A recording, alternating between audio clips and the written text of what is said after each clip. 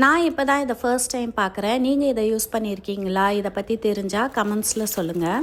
இது அரிசி மாவு உருண்டையும் இல்லை, சாக் பீஸும் இல்லை, கோல மாவுலேயும் செய்யலை. கோல மாவு கொஞ்சம் நரன்னு இருக்கும், ஆனால் இது ரொம்பவே நைஸாக இருக்குது. கையில் தொட்ட உடனேயே நல்லா வெள்ளை வெளேர்னு கையில் ஒட்டுது. என் ஃப்ரெண்டு பெங்களூரில் ஒரு கோவில் வாசலில் இதை வித்துட்டு இருந்ததை பார்த்து வாங்கிட்டு வந்தாங்க. அவங்களுக்கும் இது பேர் என்னதுன்றது தெரியல. கோலி குண்டு சைஸில் சின்ன சின்ன உருண்டையாக இருக்குது. இதுலேருந்து ஒரு உருண்டை எடுத்து தண்ணியில் போட்ட உடனே கரைஞ்சிடுது. பூஜை ரூமில் கோலம் போடுறதுக்கு இடம் ரொம்ப சின்னதாக இருந்தால் கூட இந்த பேஸ்ட்டை வச்சு ஒரு ப்ரஷ்ஷு இல்லைன்னா ஒரு பட்ஸு வச்சு கோலம் போடும்போது நல்ல கோடெல்லாம் மெலிசாக வருது. இந்த கோலம் பாருங்கள், 5 4 3ன்னு சந்து புள்ளி வச்சுருக்கேன்.